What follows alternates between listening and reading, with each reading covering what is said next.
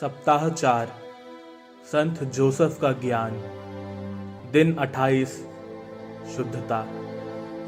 संत Joseph पर हमारे चिंतन आज पराकाष्ठा पर पहुंच रहे हैं, जिसमें हम उनकी जिस अति उत्तम विशिष्टता पर, जिसके द्वारा वे जाने जाते हैं, पर मनन करते हैं, वह है शुद्धता। अधिकतर पवित्र परिवार यीशु के पवित्र हृदय, मरियम के निष्कलंक हृदय और जोसेफ के शुद्ध हृदय से जाना जाता है। जोसेफ ने यह हमारी ही तरह विषयासक्ति में शुरुआत की थी, लेकिन वह उस पूर्णता को दर्शाता है जिसके लिए हम बुलाए गए हैं। संत जोसेफ के जीवन और आदर्श से हम यह महान आशा प्राप्त करते हैं। जोसेफ के अपने त्याग और मरियम के त्याग के द्वारा शाश्वत दैविकता ने काल और अंतरिक्ष में प्रवेश किया।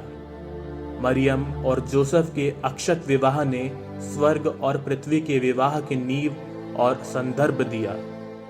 जोसेफ, जिसने आदम के उसी घाव द्वारा हमारी ही तरह शुरुआत की, अपने आप को ईश्वर की इच्छा के आगे समर्पित कर दिया, इतना तक कि उसकी विषयासक्ति पर पूर्णतया विजयी होकर उसने अपनी पत्नी के साथ भावुकता और धर्मनिष्ठा में जीवन जिया और अक्षत प्यार करते हुए अपने विवाह के संदर्भ में पवित्र आत्मा के लिए देह धारण उत्पन्न करने और परिपक्व करने के लिए रास्ता बनाया।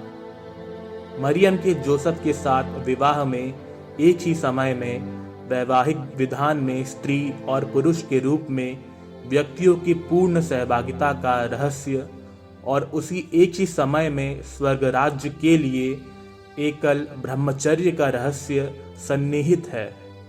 ऐसा ब्रह्मचर्य जिसने मानव मुक्ति के इतिहास में सबसे पूर्ण पवित्र आत्मा की फलदायिता की सेवा दी है।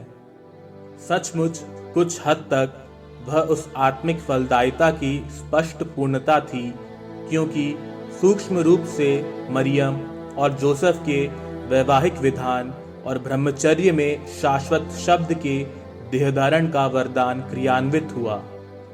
संत जॉन पॉल II ने भी सिखाया है कि ब्रह्मचारी पुरुष और स्त्रियां इसी तरह कुछ हद तक आत्मिक रूप से पितृत्व और मातृत्व की मानवीय बुलाहट को अनुभव कर सकते हैं, क्योंकि उनकी प्रार्थनाओं और मध्यस्थता से पवित्र आत्मा की ग्रहणशीलता और यीशु में नए जीवन के उत्पन्न होने के द्वारा वे वास्तव में ईश्वर के लिए एक जीवन की उर्वरता को पालते हैं। साथ ही विवाहित पुरुष और स्त्रियां नित्य अपना क्रूस उठाते हुए ख्रीस्त का अनुसरण करते हुए एक दूसरे के भले के लिए त्याग करने के द्वारा अपने स्वयं को अर्पित करने के लिए बुलाए गए हैं। इस तरह वे भी ब्रह्मचारी पुरुष और स्त्रियों के आत्मत्याग में कुछ सहभागी होते हुए जीते हैं। ब्रह्मचर्य और विवाह, ये दो बुलाहटें सह शिक्षाप्रद होने के लिए है। विवाहित दंपत्ति और ब्रह्मचारी व्यक्तिगत रूप से जीवन के कुछ पहलुओं में एक दूसरे को शिक्षा देते हैं कि हम सभी जीवन जीने के लिए बुलाए गए हैं। विवाहित दंपत्ति ब्रह्मचारियों को दिखा सकते हैं कि प्रतिदिन दूसरे व्यक्ति को समर्पण करना कैसा होता है और स्वयं के पूर्ण समर्पण का फल दिखने में कैसे होते हैं। ब्रह्मचारी पुरुष और स्त्रियां विवाहित दंपत्तियों को समर्पण की कीमत अथवा निवर्तमान उच्च वस्तुओं की कीमत को भी देखे बिना स्वर्ग में ईश्वर के साथ संपूर्ण रूप से एक होने के हमारे नियति की ओर दृष्टि डालते हुए दिखा सकते हैं कि सब बातों में ईश्वर के प्रति समर्पित कैसे रहा जाता है।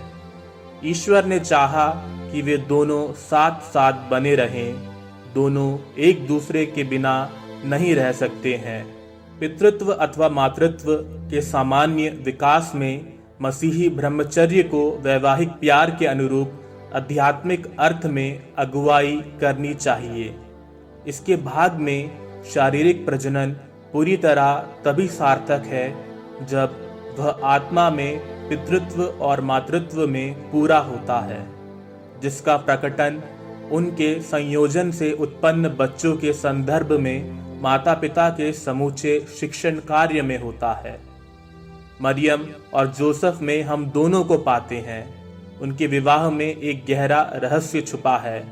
हम उनके परिवार में एक दूसरे के प्रति पूर्ण आत्मसमर्पण और आत्मदान और फलदायिता का पाठ पाते हैं, जो इतना अगाध है जितना देहधारण। हमारा आत्मसमर्पण हमारे हृदय में यीशु का फल उत्पन्न करने के लिए है, ताकि हम घटते जाएं और वह बढ़ता जाए। जबकि उनका आत्मसमर्पण हमारे संसार के इतिहास में स्वयं यीशु को उत्पन्न करने के लिए था। क्या आशा है, क्या आनंद है। उनके आदर्श में हम क्या लक्ष्य पाते हैं। उन्होंने हमें दिखाया है कि सामान्य मानवीय जीवन में क्या संभव है। इससे अधिक महत्वपूर्ण और क्या हो सकता है। हमें उतना त्याग करने के लिए नहीं कहा जाता जितना त्याग उन्होंने किया था, परंतु हम सबको ईश्वर की इच्छा अनुसार पूर्ण त्याग के लिए मनाया जाता है। यह जो हमारा पूर्ण त्याग और समर्पण है, हमारे जीवन को ईश्वर के साथ इतना परिपूर्णता से जोड़ देता है कि वह ईश्वर हम में और हमारे द्वारा इस संसार में उपस्थित रहता है। हे शुद्ध हृदय वाले संत जोसेफ, हमें अपने समान शुद्ध बनने में सहायता कर। हमें ईश्वर को समर्पण करने में सहायता कर, इतना कि यीशु हम में उत्पन्न हो जाए।